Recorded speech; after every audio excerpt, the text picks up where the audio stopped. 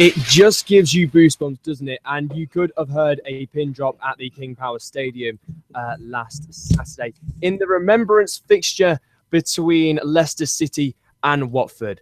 Lest we forget, and we will always remember them. You're listening to the 100% lCFC podcast, brought to you by 100% lCFC and Owynn Palmer-Atkin. Welcome back. It is the 100% lCFC podcast, brought to you by yours truly, Owynn Palmer-Atkin. We've been away for a while. If you want a nosy to find out why, then why not head over to my social media site, say Owynn Palmer-Atkin on Facebook and at OwynPA on Twitter. But let's talk in the now. We are live on Google Hangouts on this very cold Monday evening, but I'm incredibly happy to be inside. I'm also incredibly happy to be here with the 100% lCFC chief editor, Mr. Phil Holloway, who joins us right now. Good evening, Phil. How are you? Hi, Owynn. How are you? Yeah, I'm really good. I'm looking forward to tonight. Hopefully we're going to get a few viewers watching and hopefully a few people joining in. Indeed. That should be good. I do hope we can get as many people watching. The cam will be keeping a look over all the comments that may or may not come in over the course of the podcast, shall we say, this evening. But of course, we are live on Google Hangouts. And first, Phil, let's talk about the difference between Leicester City and Chelsea this season, because clearly it is a huge difference and a contrast. But if I'd have offered you the chance to be above Chelsea, let alone 14 points clear before the season started, you would have taken that. You'd have snatched my hand off, wouldn't you, Phil? Yeah, absolutely. Not many Leicester fans would think that we would be like that, and not many Chelsea fans would think we'd be like that either. So I think it's an amazing state of affairs, an extreme of two, isn't it, where Leicester are performing well above where they should be, and Chelsea, got to be fair, champions last season, they're performing well below par, aren't they? They certainly are, and to me it is utterly bizarre, the idea that Chelsea are playing this poorly. And again, they played pretty well against Stoke City, but they just couldn't get forward. They just couldn't do it, and it was just not great for them at all. But like I said, you'd have taken the chance to be above Chelsea at this point in the season. You'd have taken the chance of being above Chelsea come the end of the season. Although I don't think Leicester City fans are going to take that now. We are joined by someone else. Good evening, sir. Hi guys. And what's your name? It's V's from Brazil. V's joins us live from Brazil. This is incredible, isn't it, Phil? Great to see you. How are you doing? Yeah, really good, really good. How's it going? What's it like supporting us from Brazil?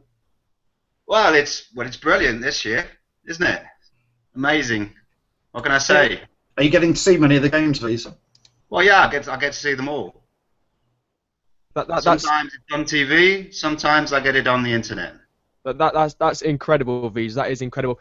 But what do the Brazilians make of Leicester City? Do they recognise that the fact that this team, who just got promoted from the Championship a couple of years ago, avoided relegation last year, are now third in the Premier League? Do they recognise this? Do they get it? Well, the people in the know, they understand what we've done. But the general public, of course, there's so much Brazilian football here that they follow their own teams. But talking to people, more and more people recognise Leicester City. So, yeah, I mean, especially the pundits on the TV, I mean, they're loving us. You can hear it when they talk about us. So they are loving us at the moment. And we do have, obviously, myself, Phil, and V's here. We also have 7 people watching at this current moment in time. So if you are watching, do leave a comment. We are looking at the comments. And if you do want to join us on Google Hangouts and join this Leicester City debate, then you might as well just sign yourself up to a Gmail account. Get on here and join us. V's, we're just talking about the difference between Leicester City and Chelsea this season. Obviously, with me and Phil just chatted about how if we'd have offered you the chance to be ahead of Chelsea at this point in the season, let alone 14 points ahead, you'd have taken that at the start of the season. But what do you sort of make? What's the reason Chelsea are performing so under par at the moment? Well, I mean, I think everybody wants to know that, right? It's amazing how badly they're doing. In fact, you might even compare Leicester City last season to Chelsea this season. because they seem to play well, try hard, and not get the results. That's where we were. V's, what have you been thinking of Jamie Vardy's fantastic goal-scoring run? It's unbelievable. Anybody that follows me on Twitter knows what I feel about Jamie Vardy. For me, he's probably essentially the best player that City have had. He continues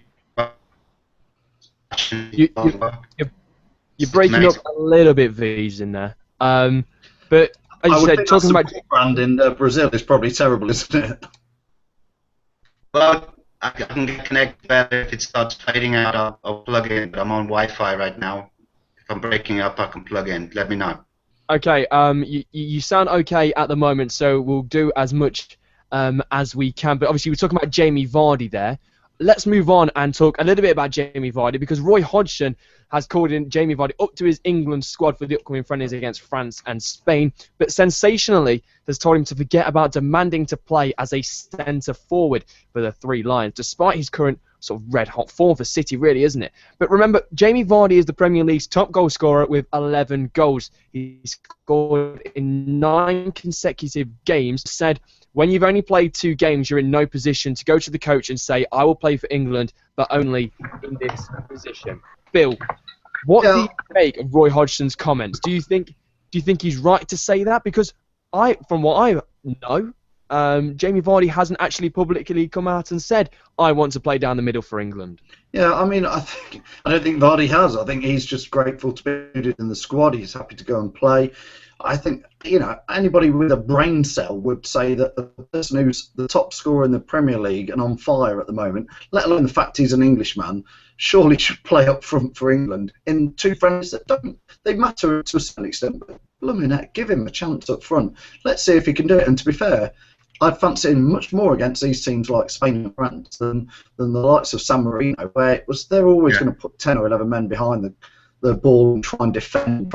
So there was room for him to operate in that. I think up against quality teams like, say, Spain or France, I think they're going to come and, it's going to be a tough thing for England to even get a draw out of it. And I think they'll play much tighter. And Vardy will be great against a team like that. And I think in competition, Vardy's a man to at least each wild card in the squad. I mean, the Premier League. Roy Hodgson, if he doesn't play him, and I'm not being funny, I've got a bad feeling, I think he's not going to play him at position. Think so? I personally don't think Jamie Vardy's ever going to get the chance to start down the middle for England. I was actually listening to the actual audio that Roy Hodgson, what he said, what everything he sort of came out with. And the whole underlying feeling that I got from it was he has, 1, no intention of playing Jamie Vardy down the middle, and 2, he's got no intention of starting him down, let alone bringing him on. I don't know. I saw the transcripts of the Hodgson interview, and it seemed to me like he backtracked. It seemed to me like he said he was just dealing with some hype. And I give Vardy a good chance of getting 45 minutes down the middle. Well, of course, all Leicester City fans would like to see Jamie Vardy have 45 minutes down the middle, let alone on the wing. I think many fans would prefer to see Jamie Vardy for 45 minutes down the middle rather than 90 minutes on the left-hand side of an attacking 3, in a sense, really, wouldn't they? I would. Yeah, definitely. So, in terms of Jamie Vardy's competition for that England starting 11 down the middle, it only really seems at the moment to be Harry Kane, doesn't it? Harry Kane seems to be the man who's keeping Jamie Vardy out of that position, and Theo Walcott as well. Remembering how well Arsenal are doing at the moment, remembering how well Harry Kane has picked up a little bit of form since we last spoke on the podcast. So therefore, you would think Jamie Vardy's chances of starting down the middle for England are even more limited, wouldn't you, Bill? Well, Walcott's injured, right? That just leaves Kane and Rooney, as far as I'm concerned. I mean, in terms of a Euro 2016 starting. Well, like Phil said, I mean, Hodgson's going to give Vardy a chance to prove himself in these two rounds. It's me. It's all given. Yeah. So you really seem to be breaking up at the moment. And yeah, I think they reconnect and join us shortly when you've got a better connection. But thanks for joining us so far. I think that's been, Okay, Phil. it's been great to have somebody from Brazil. So keep watching. definitely Okay, keep watching. Keep up to date with us Take care, guys. in the comments of the track as well. Really appreciate your time, V's. No problem, guys. See you soon. See you later. See ya. Thank you very much for joining us here on the 100% lCFC podcast. Guys, has been one of those years, hasn't it? Well, one of those seasons for Leicester City where they have done so well, and they are starting to get a little bit of recognition for this. The Manager and Player of the Month awards were sort of announced today, the nominations for it. Claudio Ranieri in there for the Manager of the Month, and Jamie Vardy in there for the Player of the Month. Phil, is Jamie Vardy likely to win this? Of course, he didn't win the last No. one. Anthony Martial went and skipped that award. And secondly, is Claudio Ranieri in a position to beat Arsene Wenger and Manuel Pellegrini to the Manager of the Month for October award? I think it's pretty straightforward, the Manager of the Month. I mean, you look at the finances and the players at the disposal between the top three teams. Man City, who what costs 200 and something million, and Leicester's is probably still 30 million tops or something. So, which guys manage the team to the best of their abilities and above and beyond it? It's clearly got to be Ranieri. Saying that, I don't think he'll win it. I just think they'll give it to Pellegrini and say you're top of the league, you're going to win the award for that month. But a lot of Leicester fans on Twitter and Facebook earlier were saying I hope Ranieri doesn't get it because it could be the kiss of death. Well, there's a stat, isn't there, actually, that managers who win the Manager of the Month award actually statistically do better in their next couple of games rather than do worse. So that's sort of, I guess, puts that old tale to bed in a sense. Yeah, very much so. I mean, I think he does deserve to win it, and he's at some point we have to stop saying, oh, let's give credit to Nigel Pearson, but a lot of the team is Nigel Pearson's one there. I think Ranieri's added a massive amount to it, so I think you've got to start giving credit to Ranieri, saying he's playing a lot of the same players. He's getting just squeezing a little bit more juice out of every single player, and then there's, I mean, we'll come on to Kante. No. He's added in a blend of players that's They've really coming on. Current crop. They really have, haven't they? We've had a message come through, Phil, from technician Sai. He says, in terms of what he's achieved with the resources available, I agree. It has to be Ranieri. So, one person agreeing. Well, I think it has to be Owynn, but I think if you ask most Leicester fans, you wouldn't want to go down the bookies and put much money on it actually being Ranieri. No, not at all. Not at all.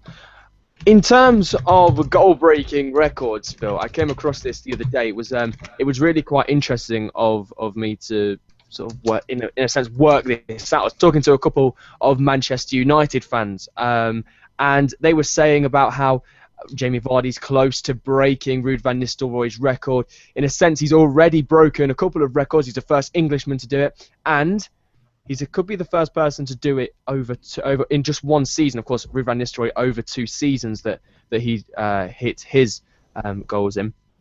But if Jamie Vardy is to break this record, not equal it, break it, he will break it against Manchester United. Yes, that could be quite nice, couldn't it? Let's get to Newcastle away first and see if we can do it there. St James's Park doesn't tend to be one of our happiest hunting grounds for my money. Sure. We don't seem to pick up many points there. They're on a run of not particularly spectacular form. I know they won away at Bournemouth, who can't seem to buy a win at the moment. So that's not going to be easy going to Newcastle. A, to pick up points, and B, for Vardy to score again. I do fancy him to score again in it, but it's one of those places where if you said, oh, it was Arsenal, Man U, he's got to go and do it, you would definitely be saying it's tough. But I do think that St James's Park is not a happy ground for us. It's not a happy ground, but is there a better place? Well, is this the best chance that Leicester City have had in a number of different seasons to come here and do well? Steve McLaren seems to be getting things around just about. Like you say, they played against Bournemouth last weekend with a 1-0 victory. But if it hadn't been for their keeper, they'd have probably lost that 3 or 4-1. Yeah, I think Steve McClaren is one of Leicester fans' favourite. Other managers not. So we'll all be pleased to see that he's not doing that well up at Newcastle.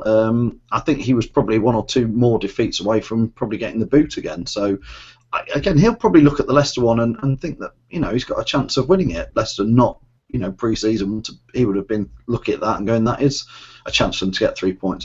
On the reverse, we're definitely going to be looking at that and saying, yeah, we fancy going there. And we went up there and picked up some points. Has the international break come at the worst possible time for Leicester City? I don't think so, Owynn. I think they always say it's great to get a win before it. Gives everybody a little break. Those who aren't involved in internationals, those that are, they all go away and meet stars from other countries, and they can hold their heads up high and say, look, I play for Leicester City. We're third in the Premier League, in the most intense best league in the world, and it's a chance for them to go. You have to look at it in the bigger scheme of things and go, right, yeah. When people like Mahrez and Vardy go off, they can then start talking to other players and spreading the name of Leicester City and say, yeah, that's who I play for, and when Ranieri goes to tap some of them up in January or next summer, they look at it with different lights, because we're not championship side, we're not a team struggling in relegation. So I think international breaks always come up for somebody at a slightly bad time. On the other hand, it's great for people and the lights to all go off and have some international time.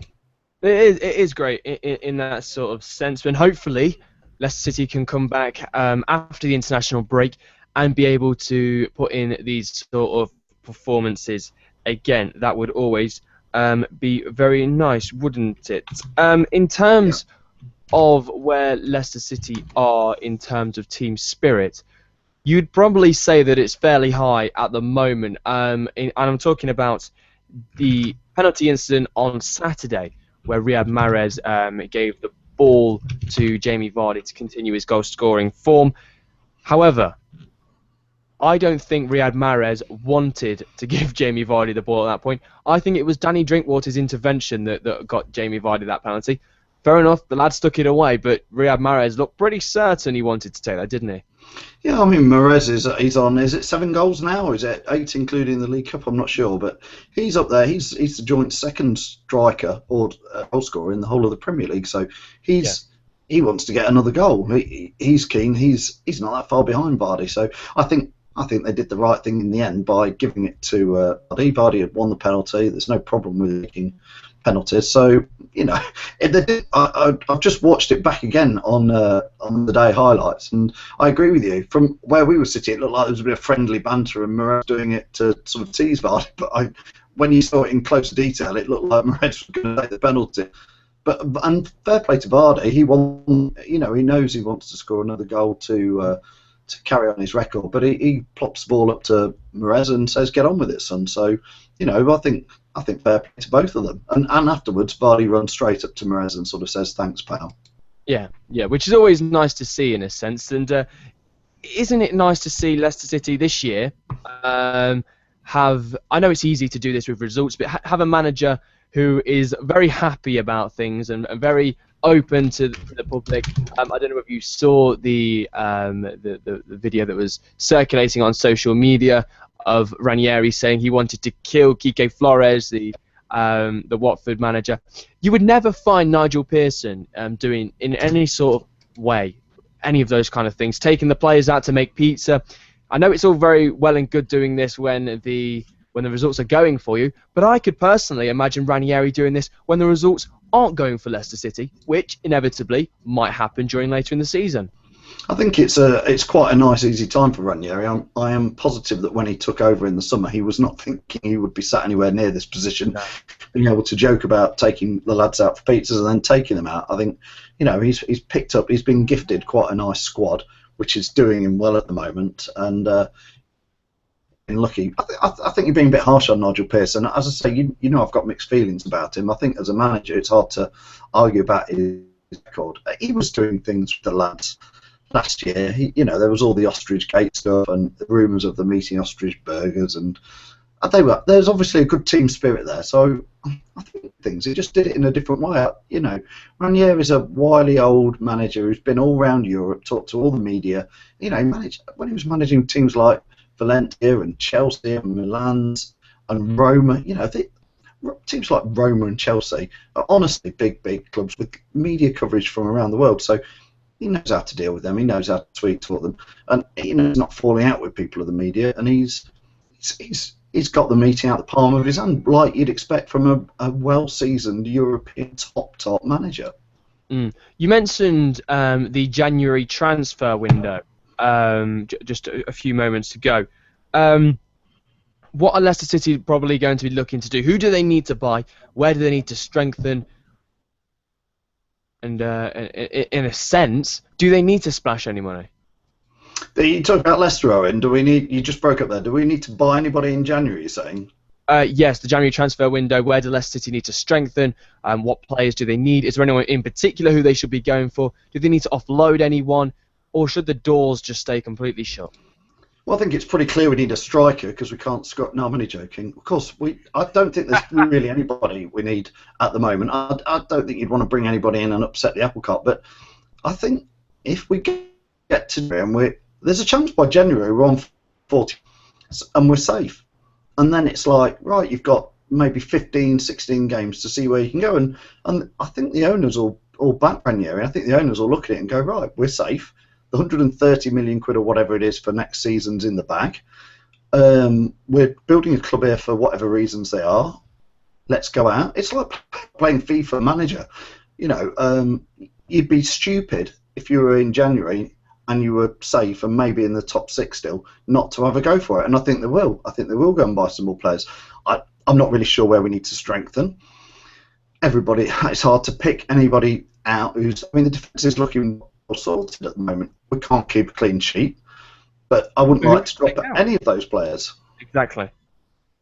Do you think the reason Leicester might not be able to keep clean sheets is due to the fact they only play 4 across midfield rather than 5, rather than a 4-2-3-1 or a 4-5-1 or a 4-3-3? There's only 2 players in the centre of the park. Is that where Leicester City are falling short? Well, the stats from the game against Watford, and Watford have come up from the Championship. They're pretty okay Premier League table team. We had 41% of the possession. So you're inviting the team onto you. You're giving them 59% of the possession, and you're paying counter-attack. So you need them to come onto you, and you're giving away a lot of territory. If we're honest, on Saturday, what they had one chance to hit the post, and then Casper made a nice save. Casper was barely troubled, and we've played lots of games. I've not seen Casper too bothered by lots of things. We just seem to, when they get a chance, they seem to score it.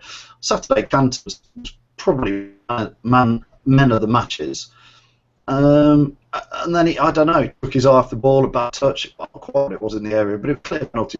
And it was about their only decent chance, and they scored it. Casper didn't get, there wasn't.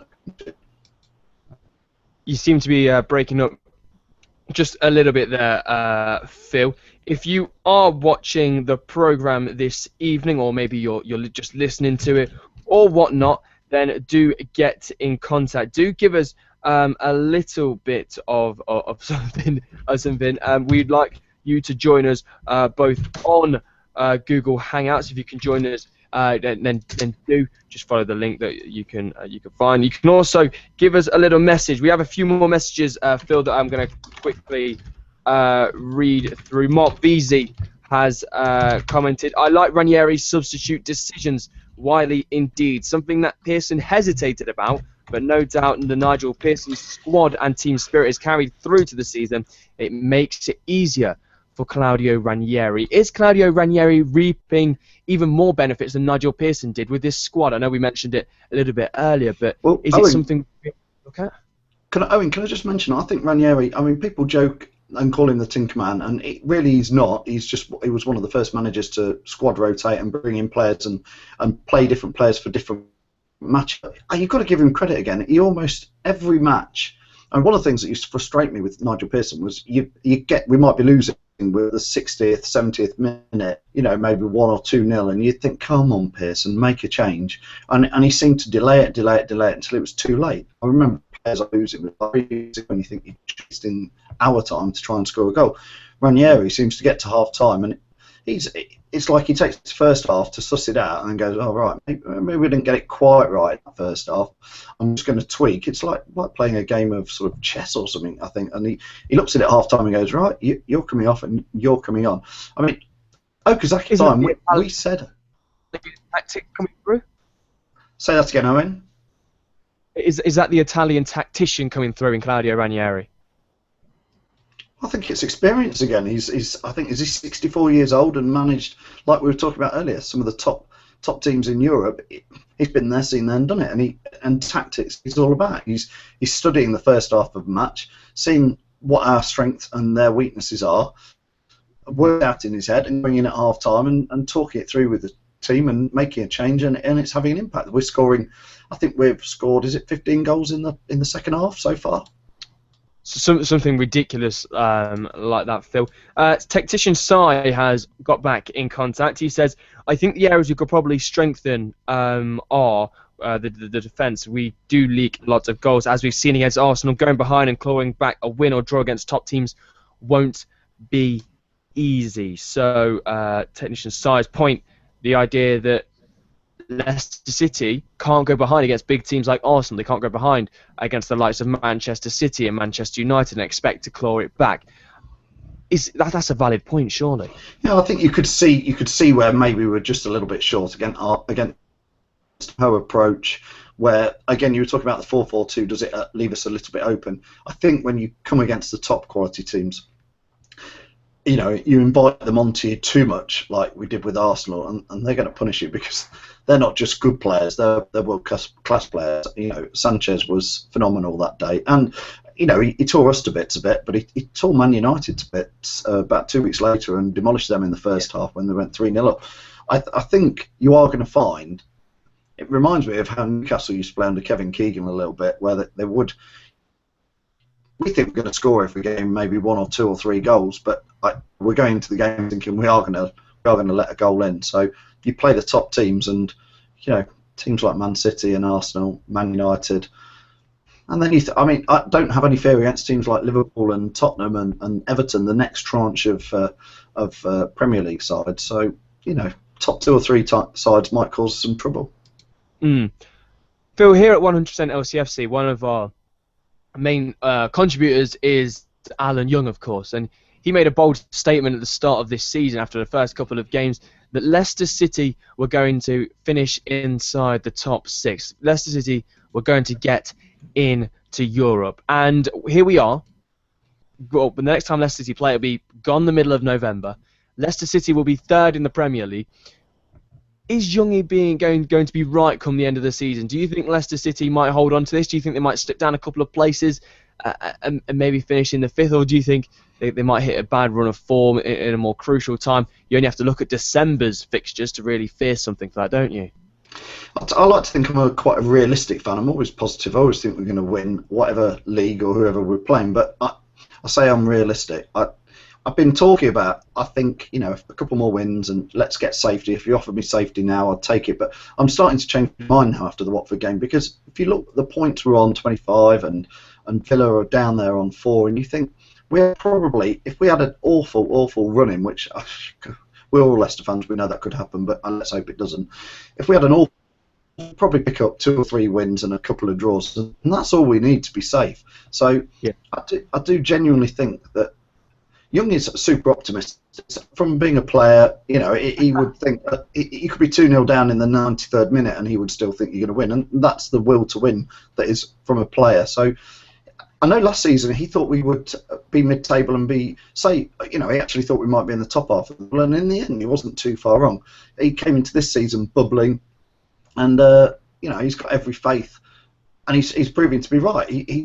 He likes players like Danny Drinkwater and some of the unsung heroes, the ones that have put the time in and come through the ranks. So I think he thinks we're going to finish in the top 6 at least, and he keeps talking about the Champions League. Indeed, he does. We'll try and get Youngie on to the live podcast one day. That would be great fun, because I can imagine Alan having plenty of opinions on plenty of things that we've spoken about tonight. Although we are coming towards the end of the programme, Phil, so massive pleasure to have you along, of course, and a massive thank you to everyone who joined us today here on the 100% lCFC podcast, of course. We are going to probably be doing this a lot more. If you have enjoyed, then do get in contact. We'd love to hear from you on this. If you can get in contact, the ways to do that will be found in the description of this podcast if you are listening via iTunes or if you are listening via SoundCloud as well. So like I said, Phil, thank you very much for joining us. It's been a pleasure. Thanks, Owynn. Let's hope it's a great weekend for Vardy, and we're talking about England next Monday.